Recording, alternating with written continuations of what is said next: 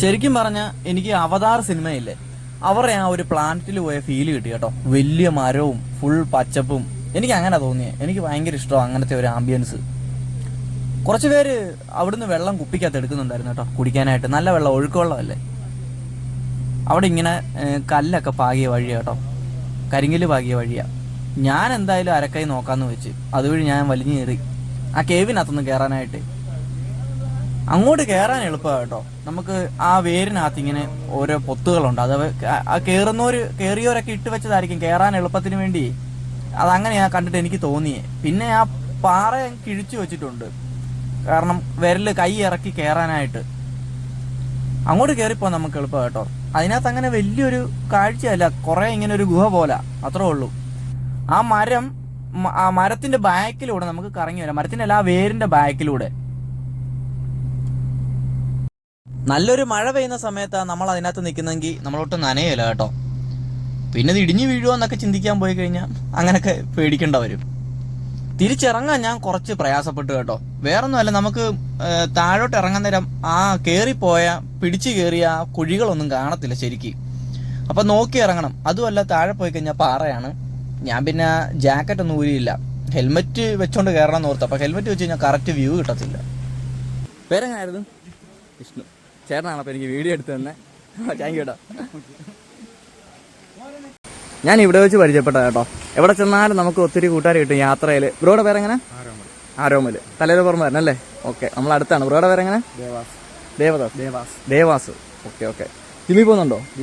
ഓ, ജിമ്മിൽ പോകുന്നുണ്ട്. ജിംബ്രോയാണ്. റോയും പൊക്കോണം കേട്ടോ.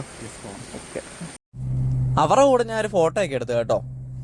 അവരോട് ഞാൻ കുറേ നേരം സംസാരിച്ചു, ഒത്തിരി കാര്യങ്ങൾ പറഞ്ഞു. അങ്ങനെ അവർ പതിയെ അങ്ങോട്ടും പോയി, ഞാൻ തിരിച്ചിങ്ങോട്ടും പോന്നു. അവർ പോകുന്ന കണ്ടപ്പോൾ എനിക്ക് എന്തോ പോലായി, കാരണം ഒത്തിരി നേരം ഞങ്ങൾ സംസാരിച്ചായിരുന്നു. അവരങ്ങോട്ട് പോയി, ഞാൻ ഇപ്പുറത്തോട്ട് പോകുന്നു. പിന്നെ ഞാൻ അതിൽ നേരെ താഴെ ഇറങ്ങി. അപ്പോഴത്തേക്ക് ആളൊക്കെ കുറച്ചുകൂടെ ആയായിരുന്നു കേട്ടോ, കുറച്ചുകൂടെ ആളുകൾ കൂടിയായിരുന്നു. അപ്പോൾ ഒത്തിരി പേര് ഒന്ന് കുളത്തിൽ ഇറങ്ങിയിട്ടുണ്ട്. എല്ലാവരും കുളത്തിൽ കിടന്ന് കുളിക്കുന്നു, തലയും കുത്തി മറിയുന്നു.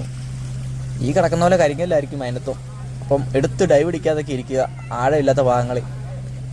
അവിടെ ടോയ്ലറ്റ് സൗകര്യവും എല്ലാം ഉണ്ട് കേട്ടോ. ആ മേളത്തെ വീട്ടുകാർ തന്നെ നടത്തുന്ന സംഭവങ്ങളാണ് അതൊക്കെ. 10 രൂപ 20 രൂപയൊക്കെ ഉള്ളെന്ന് തോന്നുന്നു. അവിടെ ആള് തിരക്കായിരുന്നുകൊണ്ട് ഞാൻ ആ സൈഡിൽ കൂടെ കയറി അതുവഴി മേപ്പോട്ട് അങ്ങ് നടക്കാമെന്ന് വെച്ചു.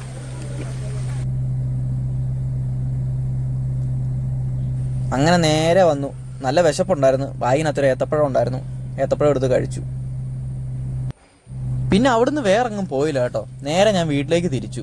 ചെറിയൊരു പരിപാടി ഉണ്ടായിരുന്നു വീട്ടിൽ വന്നിട്ട്. നല്ല പോലെ വിശന്നാ വീട്ടിലേക്ക് വന്നേ. വീട്ടിൽ വന്നപ്പോഴത്തേക്ക് നിവ്യ അപ്പവും ബീഫും സെറ്റ് ചെയ്ത് വെച്ചിട്ടുണ്ടായിരുന്നു. രാവിലെ ഞാൻ ബീഫൊക്കെ കഴുകി വെച്ചിട്ടാ പോയെ. അപ്പം നല്ല അപ്പവും ബീഫും ഒരു പിടുത്തം അങ്ങ് പിടിച്ചു.